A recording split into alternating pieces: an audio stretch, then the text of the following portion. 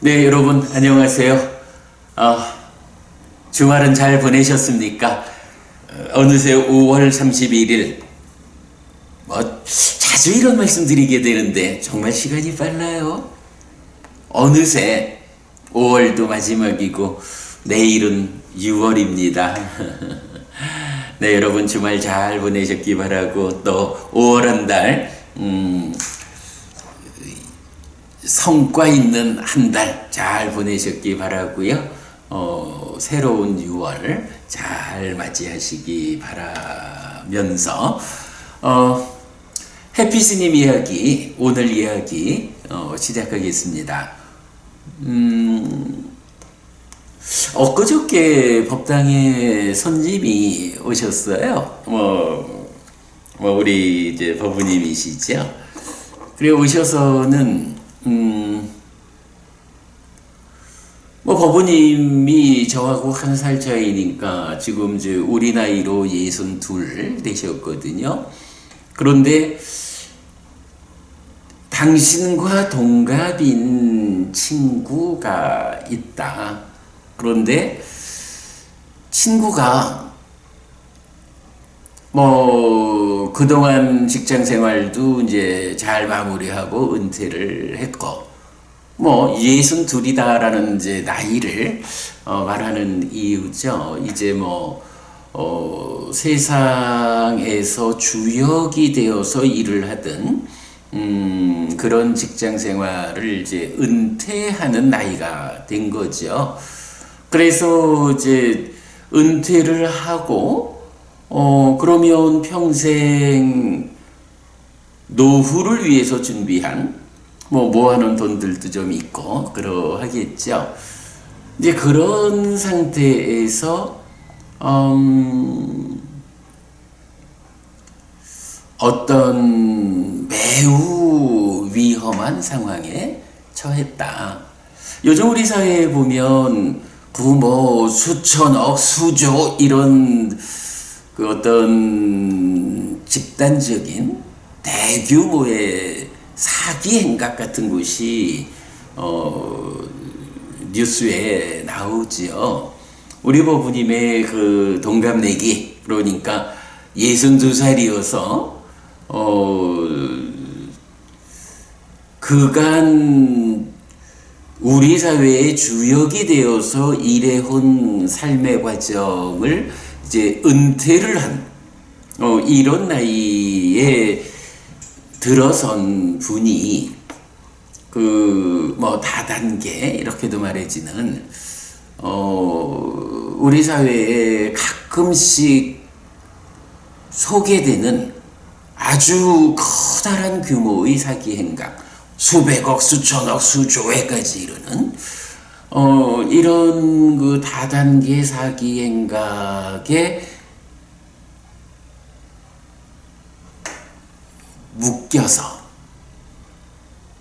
수십억의 돈을 잃는 이제 그런 어려운 상황을 맞이하게 되었다. 그런데 일반적으로 수십억이라고 하는 돈이 한 사람의 통장에 있지 않죠. 그러다 보니까 그런 사기 행각이 겉으로 보기에 굉장히 많은 수익을 낼 수 있는 일이다 라고 알려지니까, 아이고 나 혼자 이렇게 큰 수익을 볼 수 있나? 내 주변에 아무개 찾아가지고, 야, 이렇게 돈 되는 일이 있는데 너도 좀 할까? 소개해주랴 하겠니? 라고 권하게 되죠. 그러면 또 이게 대부분 당신과 가깝고 당신에게 소중한 가족이고 친구고 이런 사람들에게 이 좋은 기회를 내가 소개하지 라고 해서 권하다 보니까 이제 이런 다단계 금융사기 이런 것이 한동안 좀 고수익을 보장해주는 듯 하다가 이렇게 주변에 많은 사람들한테 확장해가지고 정말로 소중한 사람들로부터 더 많은 돈을 끌어오게 되면 그 시점에서 사고가 터지는 거잖아요. 그러다 보니까 내가 이제 은퇴를 했다. 노후를 직장 생활을 통해서 준비한 이 돈을 가지고 노후를 편히 살아야겠다. 뭐 이러한 상황에서 근데 정말 돈 되는 게 있다. 요거 투자 잘하면 노후가 훨씬 좋겠다. 이래가지고 한평생 준비한 돈을 털어놓고 거기에서 문제가 생기면 나의 노후 자금이 없어진다. 내 노후 보장을 잃게 되는 이 상황뿐만 아니라 내가 살아오면서 어떤 형태로든 뭐 자식이든 형제든 친구든 나에게 소중하고 남아있는 나의 삶을 함께 해야 하는 그러한 사람들에게까지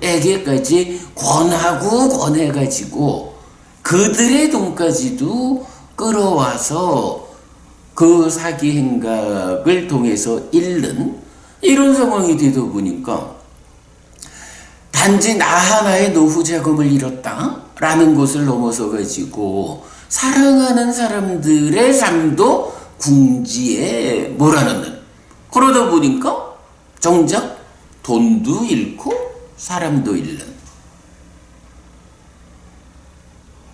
이런 문제에 처하게 되는 거죠. 네, 그저께 저녁에 우리 법우님 오셔가지고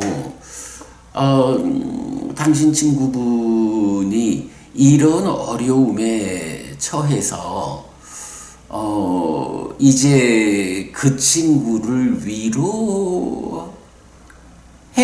위로하기 위해서 만나야 되는 형편입니다. 그 친구에게 어떤 말씀으로 위로할 수 있겠습니까? 라고 저에게 질문을 하신 거예요. 좀 깝깝했어요.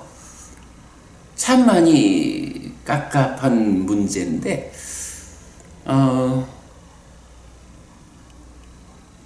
그래서 제가 오늘 해피스님 이야기의 주제를 비상구가 필요해 유비무환 이렇게 공지를 해드린 겁니다. 자, 이 이야기 좀 풀어가 보겠습니다. 제가 지난번에 그렇군요. 4월 27일이니까 한 달 남짓 지난 시간인데 대답 해피스님 시간에 탈출구 비상구가 필요해라는 주제로 말씀을 좀 드린 게 있어요. 그 내용 좀 읽어보겠습니다. 탈출구 비상구가 필요해. 세간살이는 어렵습니다. 부모의 사랑 가운데 성장하는 아이들의 삶도 그렇습니다. 사랑만으로는 채울 수 없는 고만큼의 세상, 고만큼의 눈높이도 있습니다. 그래서 힐링, 치유를 위한 탈출의 공간으로 향하는 비상구가 필요합니다. 그런데 잘 준비되지 못한 비상구 밖 세상은 모진 비바람에 혹독함이 있을 뿐 치유로 이끌지 못합니다. 그래서 잘 준비된 비상구가 필요합니다. 비상구를 열고 탈출한 해방 공간에서 잘 치유된 비상구를 되열고 일상의 공간으로 돌아올 수 있는 그런 비상구입니다. 그리고 이런 비상구는 아이들만을 위한 것은 아닙니다. 오히려 충분히 성장하여 우리 사회의 주축이 되어 있는 사람들에게도 비상구는 더욱 잘 준비되어 있어야 합니다. 출가자들이 잘 잘 준비된 비상구가 되어야 합니다. 스님들이 먼저 공부하여 바르게 부처님을 안내하고 향상하는 삶을 이끌 수 있는 비상구가 될 때 우리 사회와 한국 불교의 미래가 밝아질 것입니다. 네, 제가 이렇게 탈출구 비상구가 필요해라는 이야기를 적어봤는데요. 사실은 이 이야기를 했을 때 부모의 사랑 가운데 성장하는 아이들의 삶, 그래서 사랑만으로 채울 수 없는 그만큼의 세상, 그만큼의 눈높이. 사실은 이제 이 이야기를 엊그제 다녀가신 우리 김법부님의 7살 된 손녀딸하고 이야기한 내용을 이제 적었었거든요. 그런데 제가 이제 이 이야기에서도 이런 말을 했죠. 이런 비상구가 아이들만을 위한 것은 아닙니다. 오히려 충분히 성장하여 우리 사회의 주축이 되어 있는 사람들에게도 비상구는 더욱 잘 준비되어 있어야 합니다.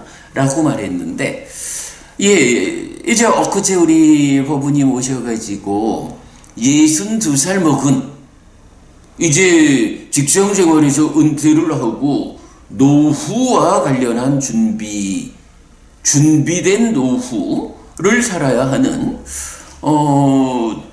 이런 연배의 사람에게 갑작스럽게 닥쳐온 다단계 사기의 피해, 자기 혼자만의 피해도 아니고 주변에 사랑하는 소중한 사람들을 자기는 그들을 위해서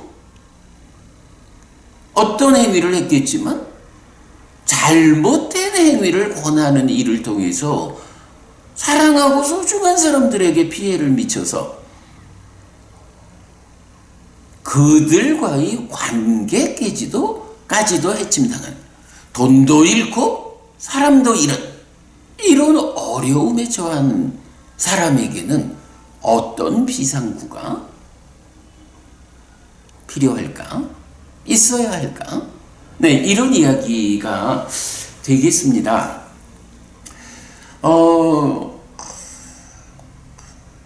저는 전체적으로 오늘 주제를 비상구가 필요해 이 유비무환이라고 공지를 해드렸는데요. 이런 이야기입니다. 앞에 소개한 비상구가 필요하다라는 데서는 잘 준비된 비상구가 필요하다. 자칫 비상구를 열고 나갔는데 모진 비바람에 혹독함이 있는 세상으로 나가버리면 치유로 이끌지 못한다. 그래서 잘 준비된 비상구가 있어야 그 비상구로 나간 그 해방 공간에서 잘 치유된 뒤에 비상구를 되열고 일상으로 돌아와야 한다. 이렇게 이제 말을 했죠. 그래서 그렇게 잘 준비된 비상구가 무엇냐라고 하니 우리 사회에서 특히 불교 신자들 안에서 출가한 사람들, 스님들이 잘 준비된 비상구의 역할을 해야 한다. 이렇게 이제 첫 번째 비상구가 필요한 데에서는 이야기를 했는데, 오늘 비상구가 필요한 두 번째 이야기, 유비무환에서는 잘 준비된 비상구로의 스님들, 요뿐만 아니라 비상구를 열고 탈출하고자 하는, 거기서 잘 치유되어 가지고 일상으로 되돌아와야 하는 비상구를 여는 그 사람 또한 준비되어 있어야 한다. 요런 이야기를 하고자 하는 거예요. 자, 그래서 먼저 이렇게 말할 수가 있겠죠.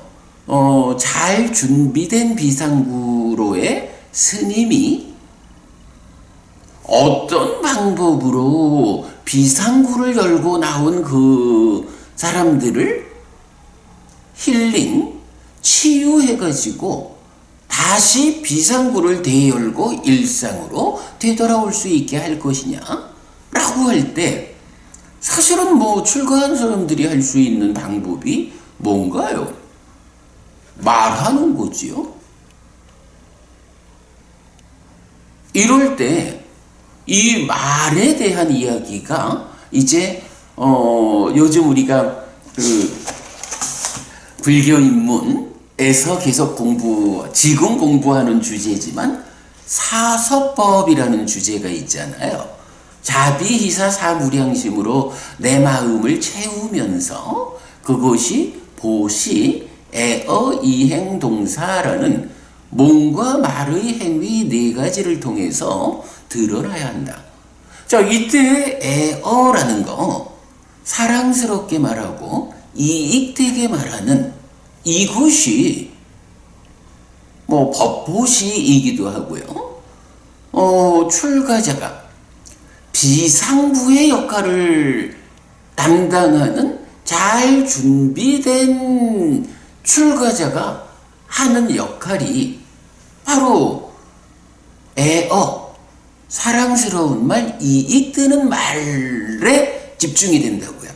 물론 뭐 그 말에 이어가지고 같이 수행, 명상을 이끌고 함께 어떤 역할을 수행해주는 이런 이행과 동사의 역할도 뒤따르겠지만 그러나 뭐니 해도 출가자가 제가자의 이런 힐링 치유를 위해서 준비된 비상구로서의 역할을 하는 것은 애어, 사랑스러운 말, 이익되는 말을 통해서 그에게 힐링 치유를 하는 데에 집중되어 있다라는 것은 뭐 우리가 인정할 수 있을 겁니다.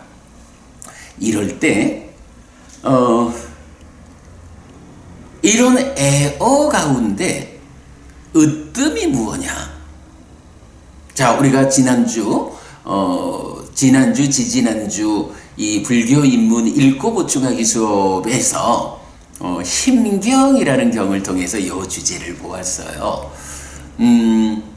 어쨌든 출가자가 잘 준비된 비상구로의 역할을 하는데 으뜸 가는 요소는 애어다. 사랑스럽게 말하는 것이고 이익되게 말함으로써 그가 힐링, 치유되어 가지고 비상구를 되열고 일상으로 돌아올 수 있도록 복귀할 수 있도록 해주는 것이 가장 중요한 일이다. 그럴 때 어떻게 이 사랑스러운 말, 이익되는 말을 해야 하느냐 하는 요 주제에 대해서 바로 애어 가운데 으뜸이 무엇냐라는 것을 심경에서 말해주고 있죠. 답이 뭔가요? 원하고 귀를 기울이는 자에게 반복해서 법을 설하는 것이다. 요 부분 주목해야 합니다. 물론 저도 출가한 사람이지요. 그러니까 당연히 저도 저를 준비된 비상구로 삼고자 하는 많은 법원님들에게 저 또한 준비된 비상구로의 역할을 해야 합니다. 그런데요, 제가 다행히 경을 통해서 어떤 말이 사랑스럽고 그러니까 어떻게 말하는 것이 사랑스럽게 말하고 이익되게 말하는 것인가 하는 것을 이제 부처님에게서 배워서 좀 알고 있죠. 그러면 이제 저는 저를 필요로 하는 많은 사람들에게 이렇게 준비된 그대로 사랑스럽고 이익되는 말을 통해서 그분들의 현재 상태를 힐링해 줘야 돼요. 치유해 줘야 돼요. 그런데 그 가운데 으뜸이 무엇냐? 라고 하면 사실 이런 부분은 저도 비구로 살아가는 가운데에 사실은 종종 경험하는 건데요. 저를 만나러 오는 분들이 때로 있어요. 엊그제도 제가 건강이 좀 안 좋아서 부산까지 저를 찾아오기 어렵다 하는 어떤 분이 계셔서 안동까지 제가 필요하다 하셔서 안동까지를 갔다 왔어요. 남자분 한 분, 여자분 한 분, 두 분을 만나고 왔는데 기본적으로 이 두 분이 해피 스님을 좀 만나고 싶습니다. 해피 스님한테서 부처님 가르침을 배워 알고 싶습니다. 내가 해야 하는 일이 있는데 이 일을 해피 스님을 통하면 부처님의 답을 얻을 수 있겠습니다. 그래서 해피 스님을 만나고 싶은데 동영상으로 공부하는 것만 가지고 부족한 것 같고 직접 좀 만나서 말씀을 듣고 싶은데 건강이 나빠서 부산까지 오기가 어려워요. 라고 말씀하셔서 정말로 그대들이 그렇게 부처님 법이 필요하고 그 법을 나를 통해서 듣고자 한다면 내가 가겠어. 라고 해서 지난 금요일날 안동을 다녀왔어요. 아주 즐거운 마음으로 몇 시간 함께 대화를 하고 왔죠. 그런데요, 그분들하고 저하고 대화가 특징이 있었어요.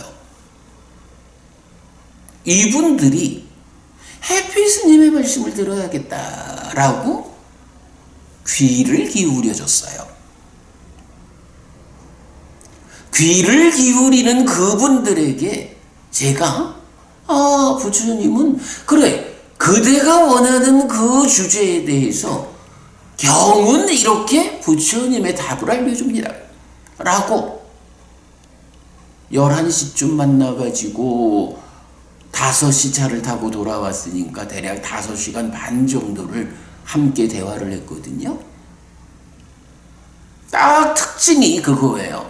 그분들은 저를 통해서 부처님이 알려주는 답을 듣고자 했고, 그래서 저의 말에 귀를 기울여 주셨어요. 그러니까 저는 이렇게 원하고 귀를 기울이는 두 분에게 내가 조금 먼저 배워 알고 있는 부처님의 가르침 법을 반복해서 말해줄 수 있었어요. 그랬더니 두 분들이 정말로 기뻐하고 고마워하고 좋아하셨어요. 앞으로도 계속 동영상을 통해서 공부를 하겠다. 때때로 언제든 형편이 되면 두 분이 부산으로 오시든 제가 안동을 가든 또다시 이렇게 원하고 귀 기울이는 그런 두 분과의 대화를 형편껏 이어가자 라고 말하고 왔거든요. 힘경에서 알려주는 사랑스럽고 이익되게 말하는 이러한 가운데 으뜸이 무엇이냐? 원하고 귀를 기울이는 자에게 반복해서 법을 알려주는 것이다. 이렇게 말하거든요. 근데 사실은요, 때로 저를 좀 만나고 싶다라고 해서 찾아오는 분들 중에는 그러지 않은 분들도 있어요. 어떤 마음에서든 해피 스님을 좀 보자 라고 오기는 왔는데 대화하는 과정에 보면 전혀 원하는 마음, 귀를 기울이고자 하지 않는 물론 뭐 저도 압니다. 대화라는 거, 좀 달리 말하면 상담, 이렇게도 말할 수가 있겠죠. 글쎄, 우리가 이제 부처님 가르침을 공부하자, 삶을 높이 향상하자, 이런 측면에서는 뭐 그 원하고 귀를 기울이는 분들에게 제가 법을 전달하는 뭐 이런 측면이 좀 쉽다 할 수도 있고, 그와는 좀 다른 측면에서 요즘 이제 상담이라고 많이 말하고 있죠. 뭐 불교 상담 이렇게도 말하는 거고요. 상담이라는 측면에서는 상담자가 내담자를 상대로 말을 하는 것보다는 들어주는 것이 중요하다. 이런 말씀도 저도 듣고 있고 공감을 해요.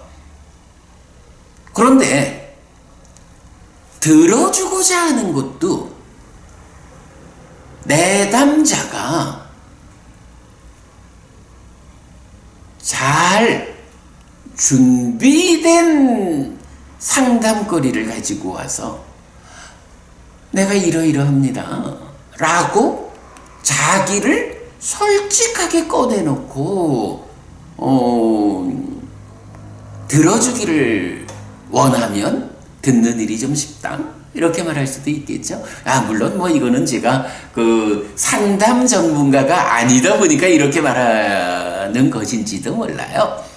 그런데 어쨌든 뭐 그렇습니다. 이런 저를 찾는 분들 중에 보면 뭐 이렇게 직접 만나기도 하고 전화를 통해서 만나기도 하고 이래야 하지만 그 구분은 있어요.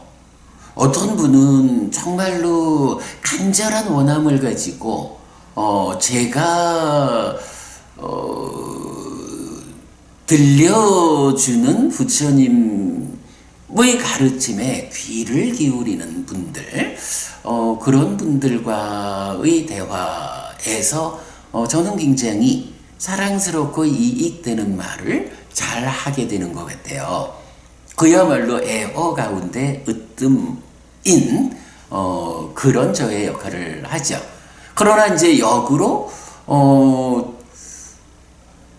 무언가 제가 필요해서 만나자 라고는 한 것 같은데, 만나면 그 주제가 일치하지 못하고 무언가 좀 어설프게 들떠 있는 대화를 하는 경우, 그때는 참 저도 좀 힘이 들고 이런 대화를 통해서 이분이 어떤 답을 얻어갈 수 있을까 라고 좀 우려가 되는 경우도 있어요.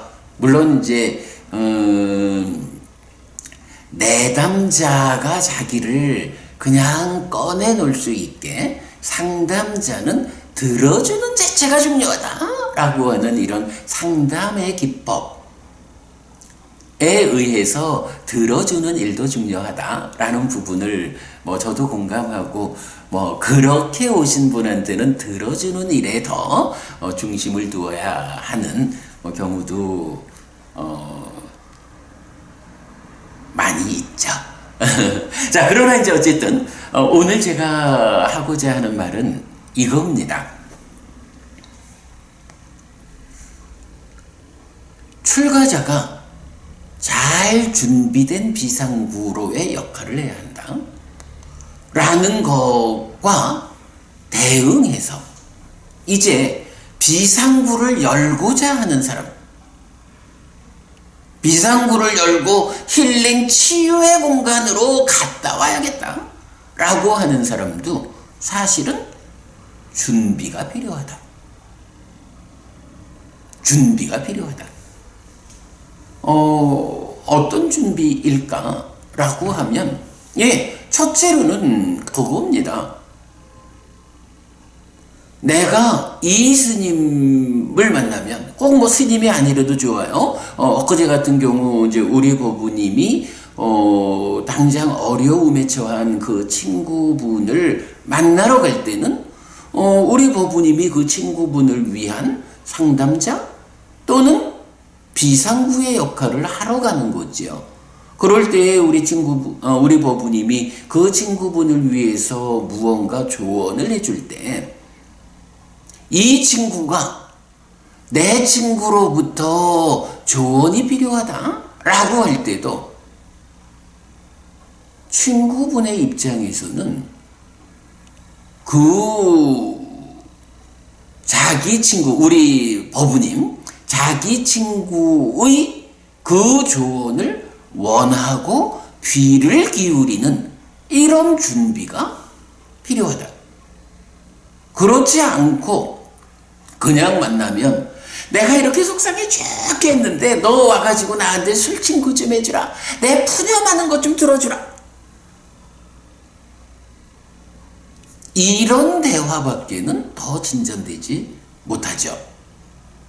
물론 뭐 살다 보면 어려움이 있을 때 친구가 가서 그 위로해주고 공감해주고 그 아픔을 함께 해주는 이런 것도 매우 중요한 일이다라는 것은 뭐 틀림없는 사실이겠죠. 그러나 그것만으로 그 친구분의 문제가 해결되지는 않는다. 당장 위로받고 공감받고 내 아픔을 좀 나눠가주라. 이것이 그 순간에 미봉책은 될지 몰라도 내가 처해 있는 이 문제를 해결해야겠다. 내가 어떻게 이 문제를 해결하고 다시 정상적으로 일상의 삶으로 복귀할 수 있을까? 이런 원함이 있다면 거기에서는 단지 위로받고 공감해주는 그것만 가지고는 해결되지 않는다. 네, 그런 측면에서 저는 바로 이렇게 비상구의 역할을 하는 스님 또는 친구도 준비된 비상구여야 한다 라는 이거에 더해가지고 비상구를 열고 나가서 치유받아야 하는 당사자도 준비되어 있어야 한다. 살다 보니까 어쩌다가 사기를 당했어.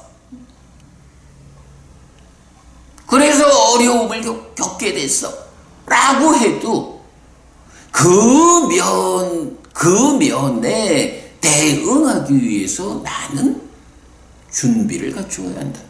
그럴 때 그 준비의 첫 번째는 나에게 도움을 주고자 하는 이분과의 대화에서 나는 당신이 필요합니다. 당신의 말씀에 귀를 기울이겠습니다. 라고 대화를 위한 준비가 되어 있어야 어떠한 성과를 기대할 수 있다. 라는 이 부분을 먼저 말하고 싶은 거예요. 유비무환 준비가 되어 있어야 한다. 라는 거죠.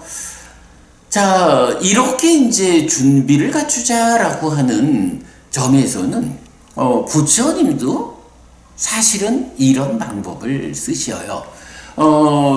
우리가 이 불교 입문 책에서도 첫 번째 주제가 차제설법이라고 하는 주제를 말하고 있어요. 부처님께서도 제자분들을 위해서 법을 설할 때 바로 첫째로 하는 것은 준비를 시키는 거예요. 깨달음으로 이끌리는 법을 설해야 하는데 법을 들어야 하는 제자들이 법을 들을 만한 준비가 되어 있지 않으면 이 법을 설해도 그 법에 의해서 그 사람이 깨달음으로 이끌리지 못하거든요. 그래서 이 가르침을 듣기 위해서는 이런 준비가 필요하다 라고 하는 준비의 과정을 거치는 거죠. 부처님이 최초로 법을 설하는 녹야원에서 그 함께하는 5 비구에게 법을 설할 때도 법을 듣기를 거부하는 다섯 비구가 이분이 정말로 깨달은 분이구나 라는 공감을 일으켜서 법을 듣고자 자리에 앉게하는 그 준비의 과정이 경에 나타나죠. 그리고 그분들은 뭐 그래도 높은 수행자로서 잘 준비된 위에 부처님을 수용하는 준비를 이끌었다면, 이제 전혀 준비되지 않은 많은 사람들을 위해서 부처님은 차제설법이라는 준비의 과정을 거치거든요. 그래서 그 준비의 과정이 보편적으로는 이렇게 나타나는 거죠. 보시라고 하는 곳이 공덕이 되는 곳이다. 다른 생명들을 위해서 베푸는 일이 그대 삶을 향상으로 이끄는 출발점이다. 오계라고 하는 다섯 가지 삶의 질서를 가지는 것이 그대 삶의 향상을 위한 출발이다. 라고 보시와 오계라고 하는 나의 삶에 함께하는 많은 생명들을 위해서 그대가 어떤 형태로든 기여해야 한다. 내가 기여하는 만큼 내 주변의 생명들의 아픔이 줄어들면서 그들과 함께하는 나의 삶이 향상할 수 있다. 라는 보시라는 이 공덕행에 대한 공감을 부처님이 이끌거든요. 그리고 그 연장선상에서 불살생, 불투도, 불사움, 불망어, 불음주라고 하는 이 5개 다섯 가지 삶의 기준이 필요하다.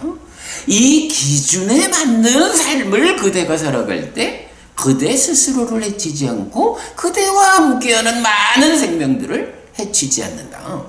그것이 보시와 더불어 오계라고 하는 이 두 가지가 그대의 삶을 향상으로 이끄는 출발이다. 세상을 보는 시각을 달리해라. 베푸는 자에게 더 많은 것이 얻어지고 행복이 보장된다. 허틀게 살지 않는다. 다섯 가지 삶의 기준 늘 명확히 하는 사람이 참으로 자기의 행복과 소중한 사람들의 행복을 함께 이끈다. 이런 두 가지로 출발해야 한다. 라고 삶을 보는 시각을 바꿔주는 것이 부처님이 법을 사람에 있어서 준비시키는 과정의 출발이거든요. 그래가지고 이렇게 보시를 실천하고 오계를 실천하는 이런 사람들이 천상에 태어난다. 하늘에 태어나게 된다.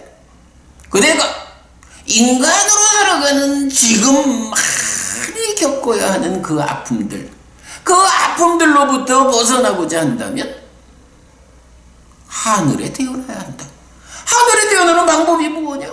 바로 보시와 오계다.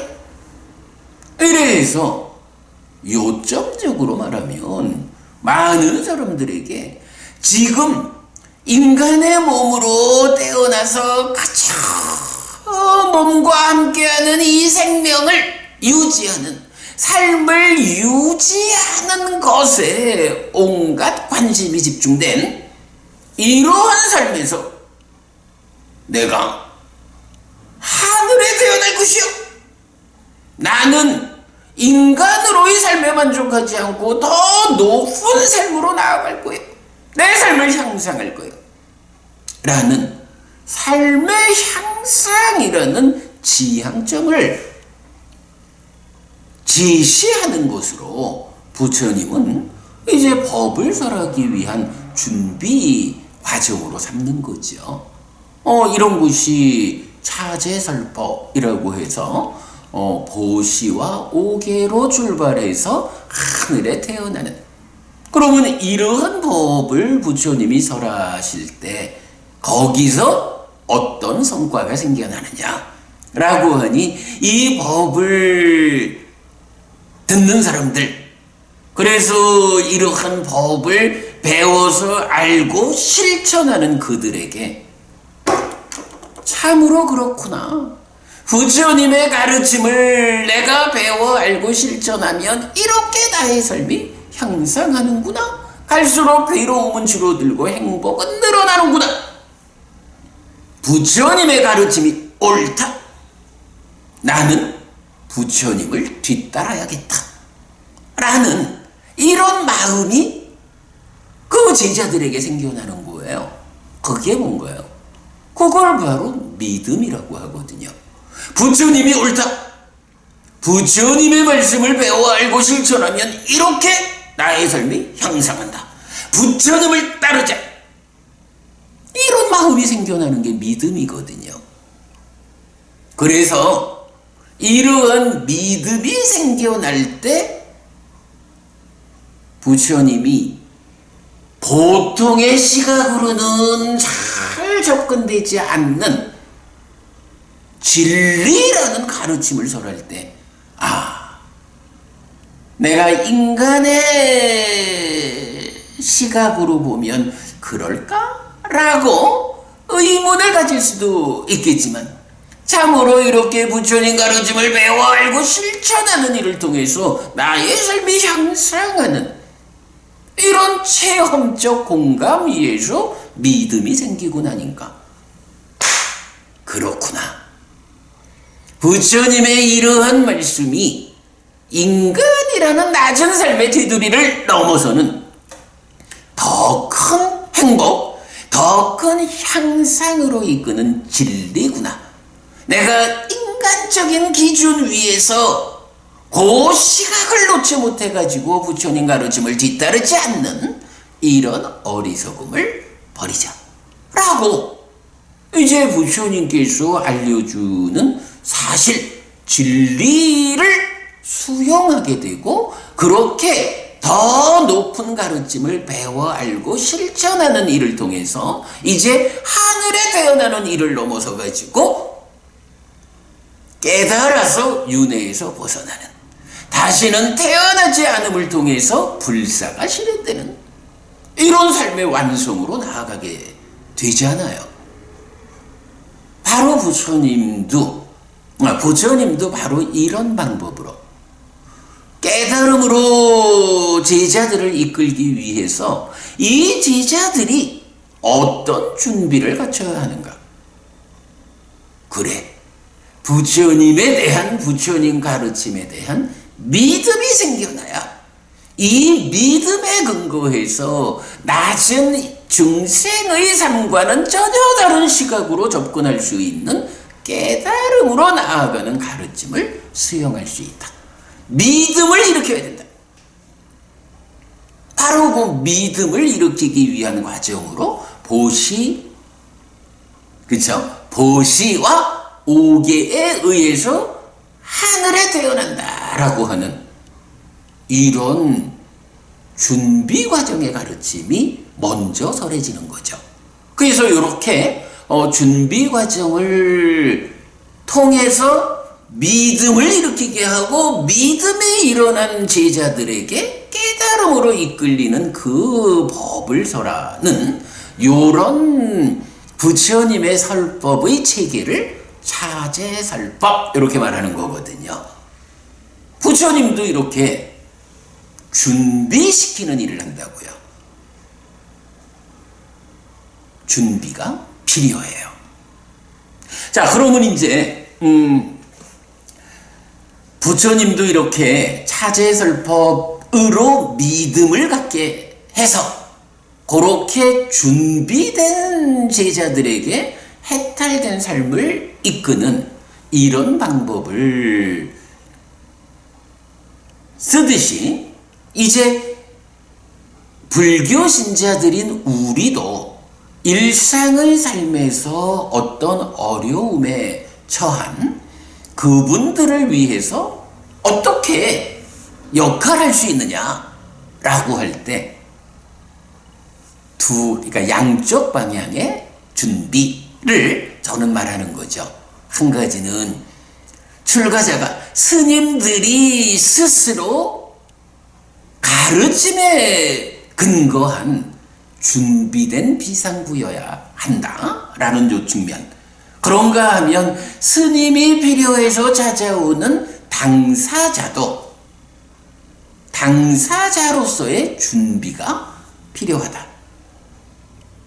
그 준비 무엇일까? 라고 하니 물론 잘 선택된 비상구래야 하겠죠. 정말로 부처님 가르침에 근거해서 준비된 스님을 찾아야 하는 것도 중요하고요.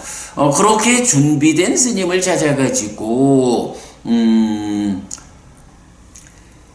힐링, 치유의 과정을 가지자라고 하는 사람이라면 이제 이 잘 준비된 스님에게서 내가 지금의 이 어려움을 극복할 수 있는 부처님의 가르침 그 지혜를 얻어야겠다 라는 원함을 분명히 하고, 그죠? 원하는 것, 목적을 분명히 하고, 그리고는 이 스님이 전해주는 부처님 가르침에 대해서 귀를 기울여야 한다.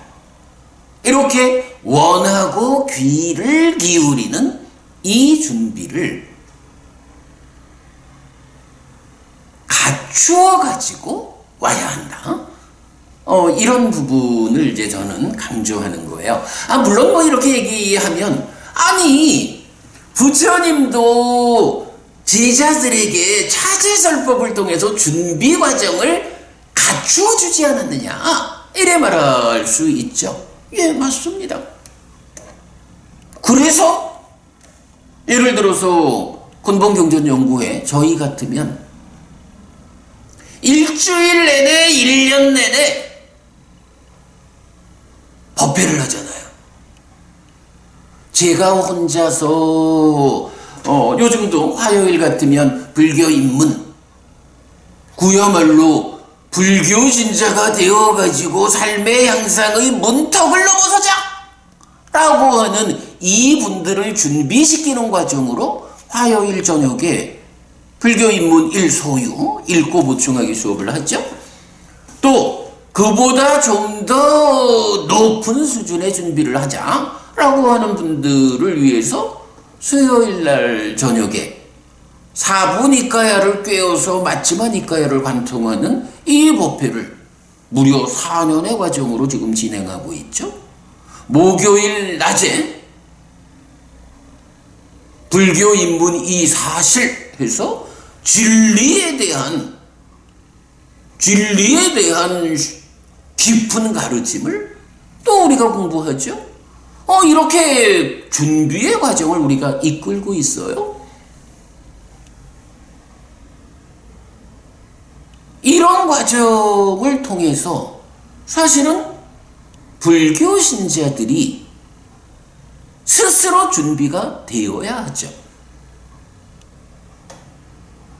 이런 공부 과정을 통해서 스스로 준비가 된 사람, 그래서 준비된 비상구인 스님을 만나가지고 그의 말씀에 원하고 귀 기울이는 이런 준비가 갖춰진 사람, 이런 쌍방 간의 대화가 참으로 사랑스러운 말, 이익되는 말, 애어 가운데 으뜸인 원하고 귀를 기울이는 자에게 반복해서 법을 설하는 일을 할 수 있다. 네, 이런 이야기를 해야 하죠.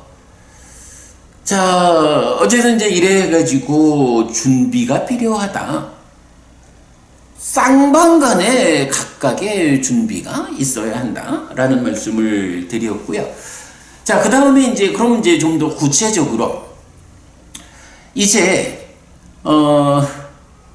우리 법부님의 친구분이 62살이라고 하는 이 나이에 다단계 사기 범죄에 피해를 본 이 형편이 되었어요. 자신의 재산도 잃고 사랑하는 사람들에게 권해준 탓에 사람과의 관계도 잃고 이제 이런 상황에 처해 있는데, 그럼 그분에게는 구체적으로 어떤 이야기가 필요할까라는 부분을 조금 설명드리도록 하겠습니다. 앞에도 말씀드렸지만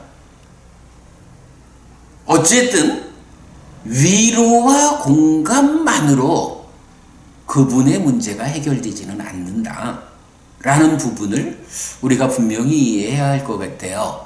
보통은 뭐 살다가 어려움에 처한 그런 주변 분들이 있으면 가서 같이 이야기 들어주고 뭐 같이 술을 한잔하면서 대화하고 위로하고 공감하고 너의 아픔을 내가 함께 나누고 이런 방법을 일반적으로 쓰게 되지만, 사실은 그것은 그 순간의 미봉책에 불과하다. 그런 위로와 공감만으로 그의 문제가 해결되지는 않는다. 그렇다면 그의 문제를 어떻게 해결해야 할 것인가? 네, 여기에서는 다른 방법이 없는 거예요. 바로 그가 준비된 사람이 되어가지고 부처님의 가르침을 배워 알고 실천할 수 있도록 이끌어주는 것, 이것이 방법이죠.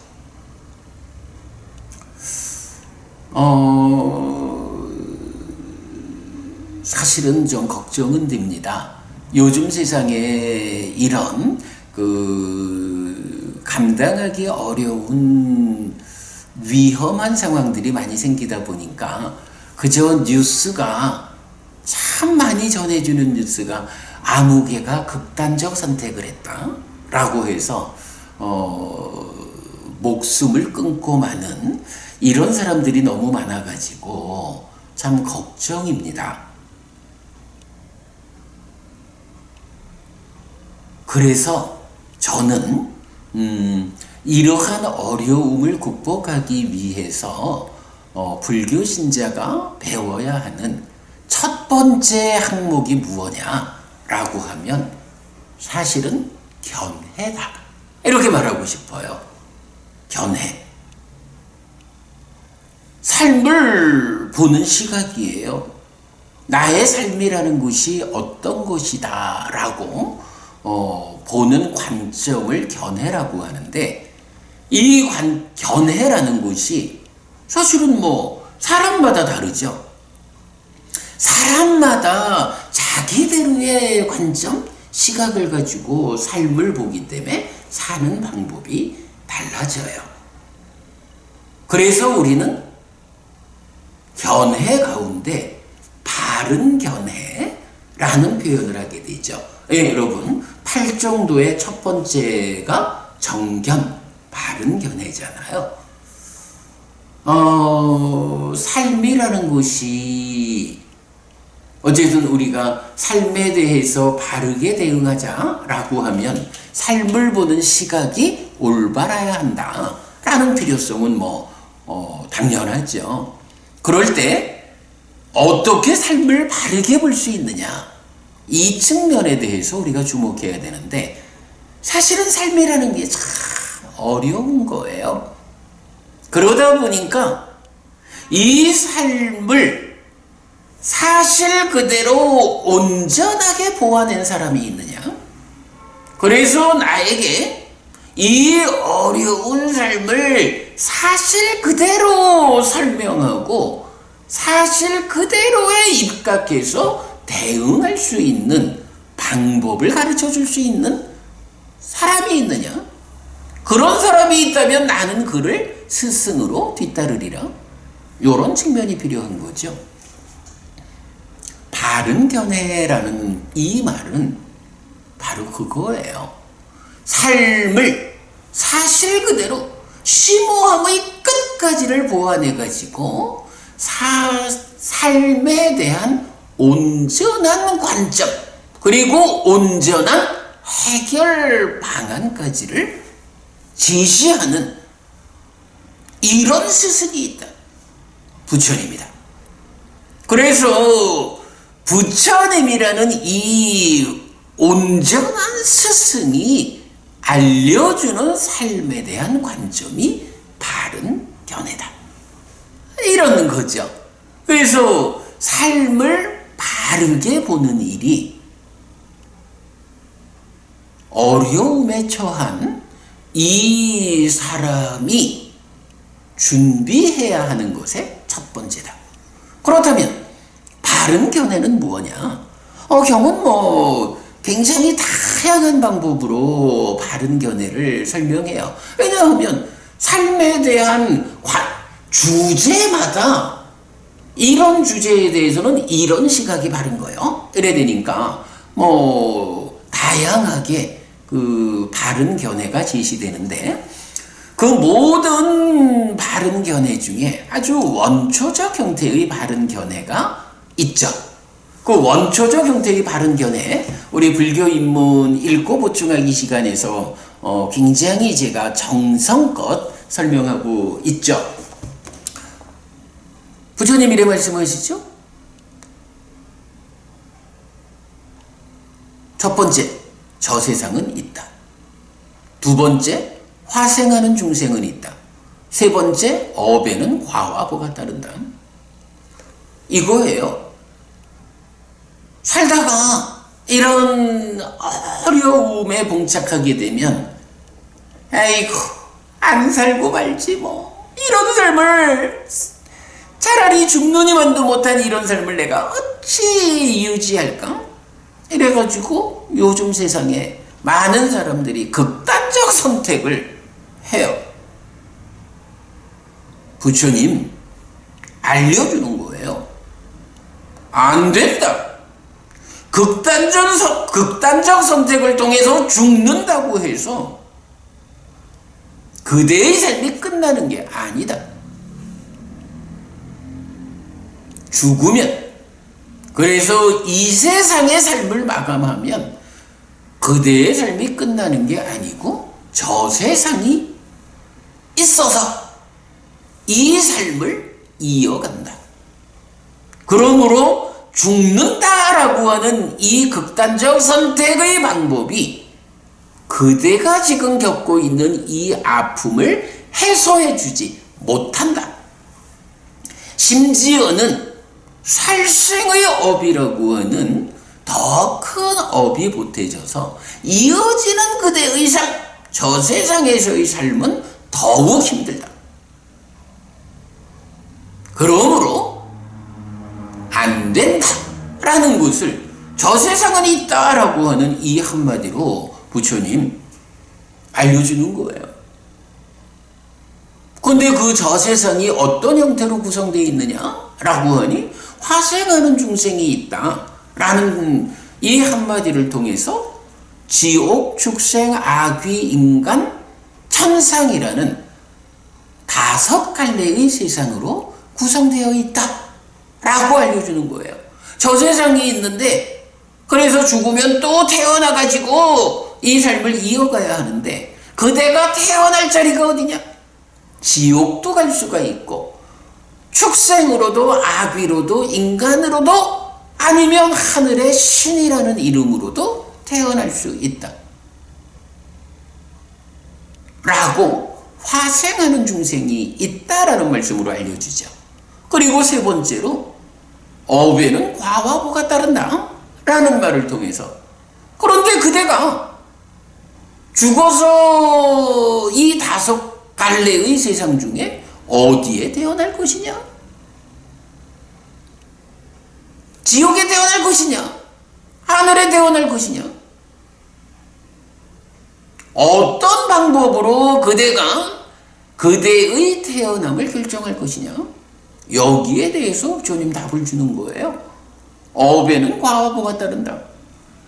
10악업이라고 하는 과도보도 괴로움이어서 지옥으로 이끄는 이런 업을 지으면 그대는 죽어서 지옥으로 간다. 그러나 과도보도 행복이어서 하늘로 이끄는 힘이 있는 십선업을 지으면 그대는 죽어서 하늘에 태어난다.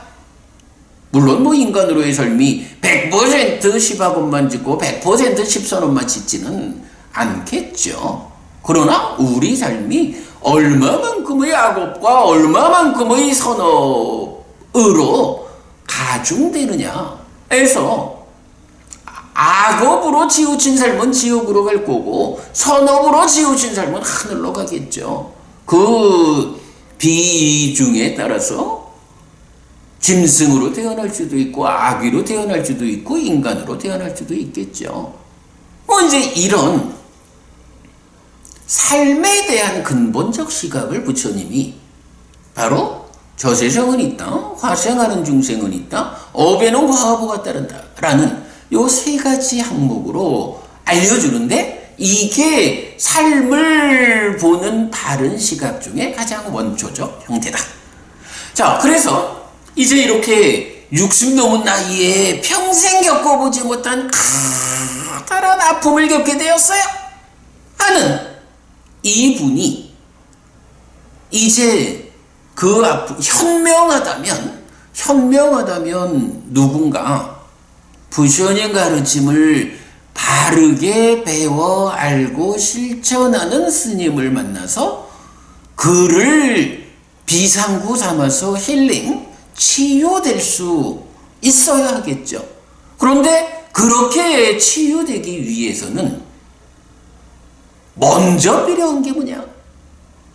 바로 자기 스스로 최소한 이런 정도의 삶에 대한 시각은 가져야 한다. 저 세상이 있는 곳이다. 화생하는 중생이 있어서 5갈래의 세상에 내가 어딘가 태어나야 한다.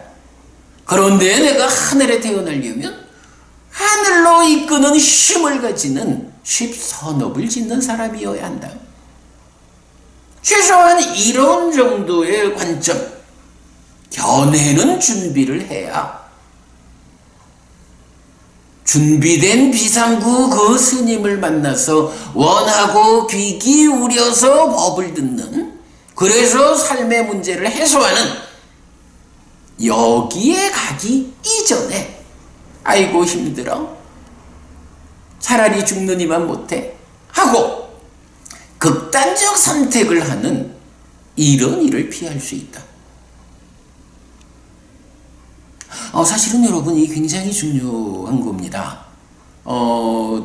누구든 주변에 어려움을 겪고 있는 사람이 있다면 법우님들이 하실 수 있는 첫 번째 일이 바로 그거예요.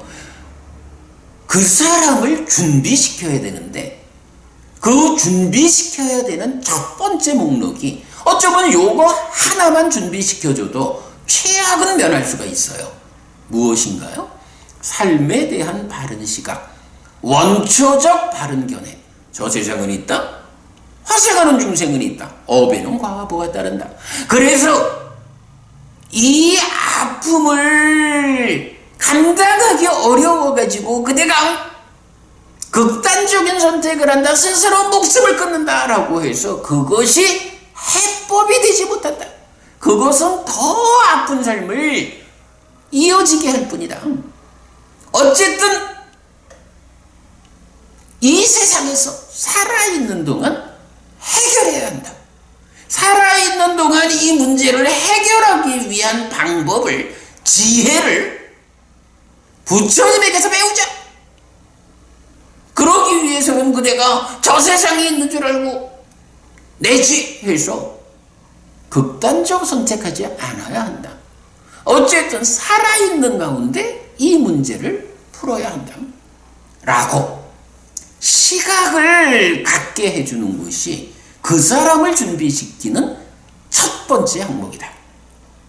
이 부분은 우리가 꼭 기억을 해야 합니다. 법우님 이건 우리가 다 공부하는 분들이니까 당연히 이 원초적 견해에 대해서 충분히 아시겠습니다만은, 법우님들 스스로가 이런 원초적 바른 견해로서 삶을 보아야 하고, 주변에 나의 도움을 필요로 하는 사람이 있다 라고 할 때 그를 준비시키는 첫 번째 항목으로 이 내용을 전해줘야 한다. 그리고 나서는 이제 어떤 스님이 또는 뭐 이거 사회에 어떤 분이 있어서 바르게 부처님의 법을 통해서 그의 문제를 해결하는, 치유하는 과정을 밟게 할까? 이렇게 찾아나가야죠.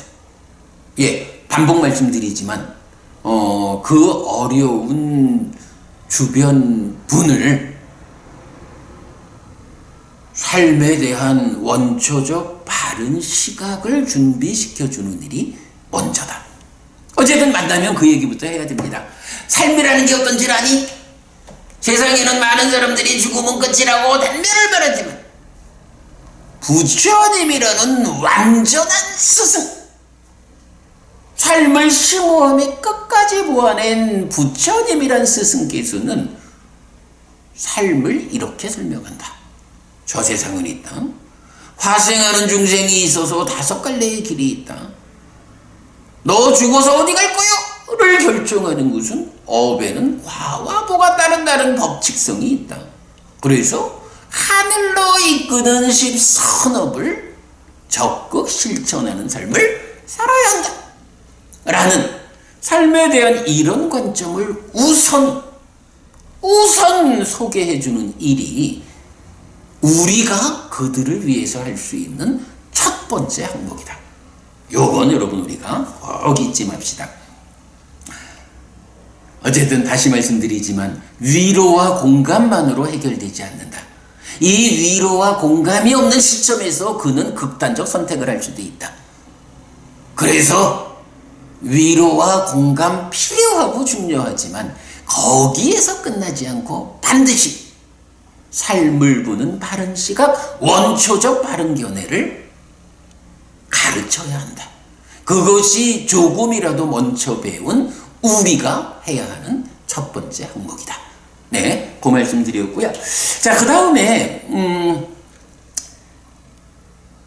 그렇다고 이렇게 또 삶을 보는 시각을 배워가지고 부처님 가르침을 바르게 배워 알아서 무상하다. 그러므로 내가 어떻게 조건을 가해가지고 이 위기 상황을 탈피할까? 라는 이어지는 이야기로 가는 과정이 하루 이틀 만에 되진 또 않잖아요.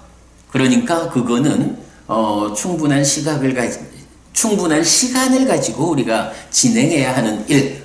우선 시작은 시각을 바꿔주자 이렇게 말씀드린 거고요.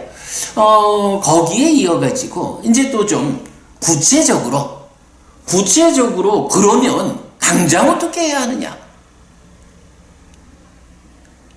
삶의 시각을 바꿔준다 해도 당장 이 사람이 겪어야 하는 그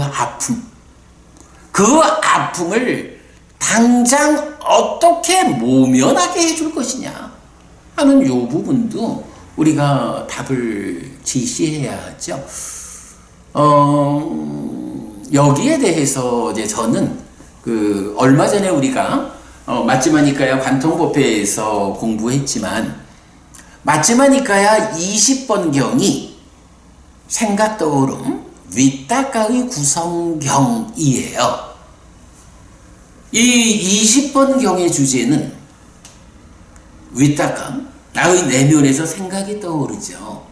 그런데 이 떠오르는 생각이 불선, 좋지 않은 생각이 떠오르면 그 좋지 않게 떠오른 생각을 출발점으로 나쁜 사유가 몸과 말의 나쁜 행위로 이어져 가지고 악업을 짓게 만들고 삶을 힘들게 하거든요. 사실은 지금 이제 이 친구분 같은 경우 우리가 가장 걱정해야 하는 게 이 나이 돼가지고 상상할 수 없었던 커다란 어려움을 만나게 되다 보면 내면에서 계속적으로 어떤 생각이 떠오를 것인가? 당연히 불선의 위탁강, 불선의 나쁜 생각이 떠오르거든요. 그러면 그 나쁜 생각이 떠오르면서 사유로 연결되어 가지고 지속적으로 남한테 핑계를 돌리고 남한테 대가를 돌리고 남으로 비롯된 그것 때문에 나는 잘못이 없어 라고 상황을 잘못 보게 만들고, 그런 잘못된 상황이 지속되다 보면 세상이냐고 이렇게 더러운 생각하고 자기의 삶에 대한 책임을 자기 탓으로 돌리지 않고 세상 탓으로 돌리게 되죠. 사유는 그렇게 발전돼 가죠. 그러다 보면 심한 경우에 이런 세상 가운데 내가 있으면서 이 아픔을 겪어야 할까? 라고, 나쁜 세상 속에 내가 있지 않아야겠다 라고 생각하게 되죠. 그러다 보면 극단적인 선택 해가지고 스스로 죽음을 선택하는 이런 과정으로까지 번져나갈 수가 있죠. 그래서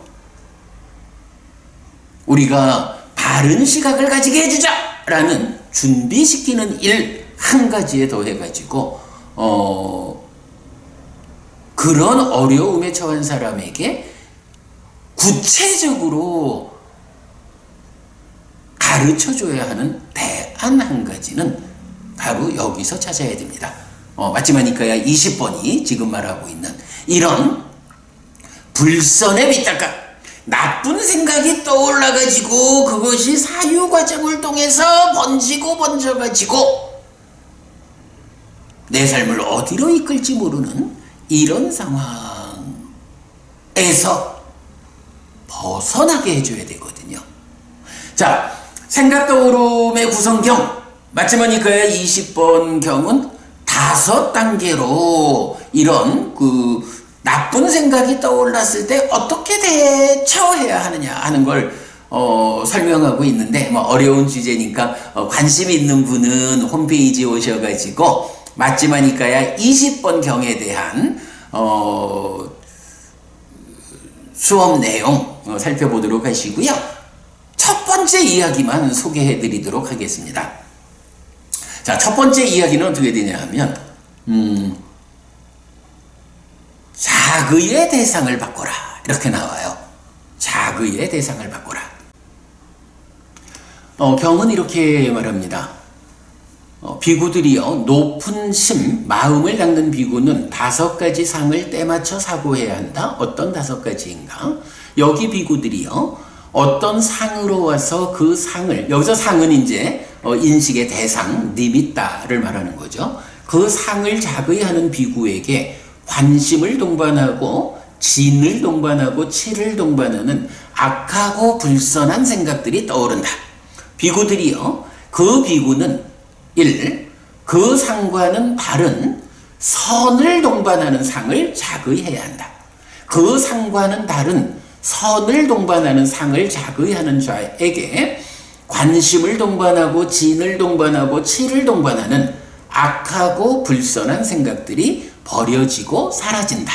그것들의 버려짐으로부터 마음은 안으로 진정되고 가라앉고 집중되고 삼매에 들어진다. 해서 이렇게 시작해서 이제 5단계로 설명을 하는데요. 이건 뒤에 부분들은 일단 생략하고, 첫 번째, 부처님, 나쁜 생각이 떠오르면 어떻게 해야 하느냐? 라고 할 때 그 생각의 대상을 바꿔라. 불선한 생각들이 떠오를 때 그 불선한 생각을 떠오르게 하는 대상과는 대상을 바꿔서 선한 생각을 떠오르게 해야 한다. 이렇게 말하는 거죠. 생각이라는 것이 이렇게 한번 떠오르면 사유의 과정에서 증폭되어 가지고 심하면 극단적 선택까지를 이끄는 이런 사유의 확산을, 빠빤자라고 말하는 거겠죠? 사유의 확산 과정을 거쳐가지고 심각한 상황을 만들어내거든요. 그래서 부처님은 이런 심각한 상황을 불러올 수 있는 악한 불선법들이 떠오르면, 나쁜 생각들이 떠오르면 우선 나쁜 생각을 떠오르게 하는 그 대상을 바꿔라.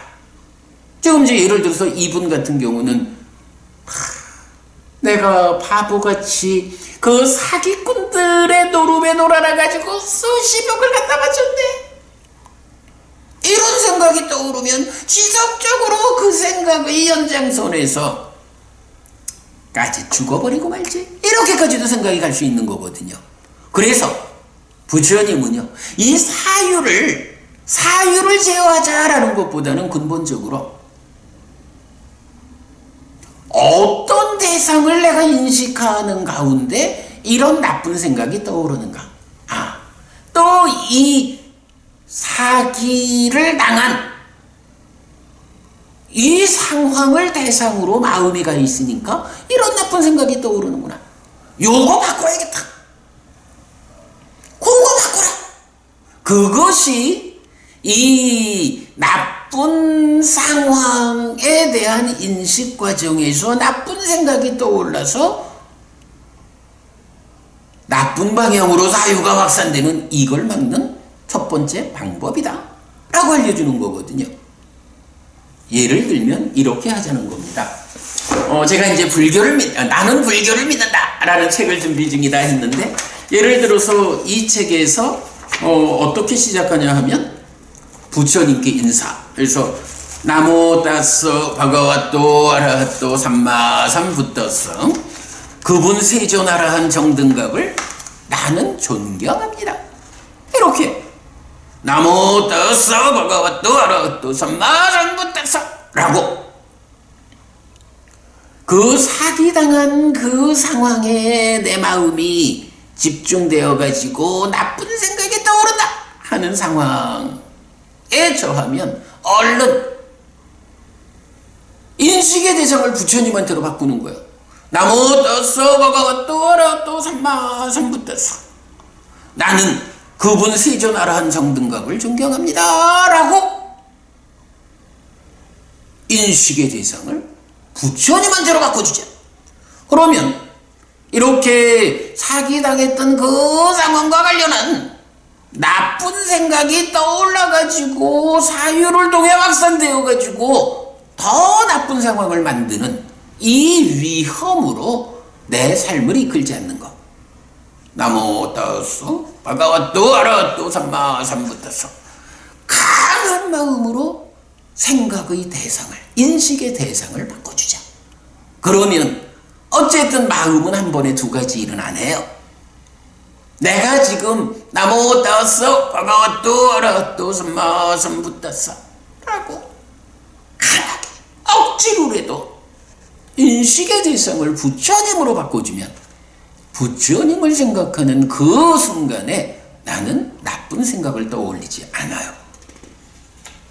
이게 지금 당장 어려움에 처한 그 사람에게, 그 사람에게 문제를 해결하는 첫 번째 방법.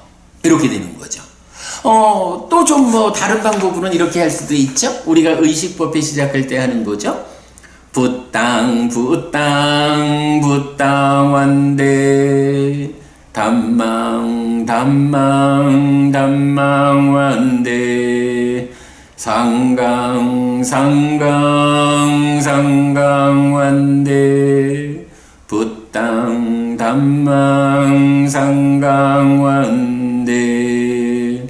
부처님께 예배합니다. 가르침에 예배합니다. 성자들께 예배합니다. 부처님 가르침 성자들께 예배합니다. 이렇게 불법성 삼보에 대해서 예배하는 쪽으로 내 마음을 돌려버리면 그 나쁜 상황으로 내 마음이 가가지고 나쁜 생각이 떠올라가지고 확산되는 사유를 통해서 더 나쁜 일을 만드는 이런 것을 방어할 수 있다. 사유라고 하는 것도 사실은 업이에요. 그래서 그 업을 재현하려는 경향성을 잠재시켜요.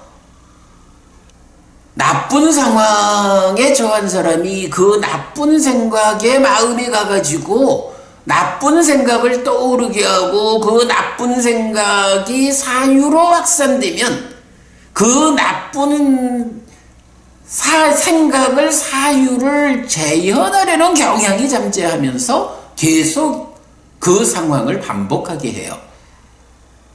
하루 종일 내가 왜 그렇게 바보 같은 짓을 했을까? 이 생각만 하다 보면 그렇게 확산되어 가지고 삶이 그렇게 끌려갈 수 있어요. 그거 막아주는 방법이 바로 요거예요. 인식의 대상을 바꾸자.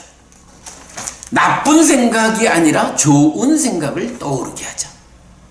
네, 시간이 다 돼버렸네. 그러니까 캠코더 시간이 다 됐네요. 어려운 주제다 보니까 제가 뭐 완전히 한번 수업처럼 긴 이야기를 하게 되었는데요.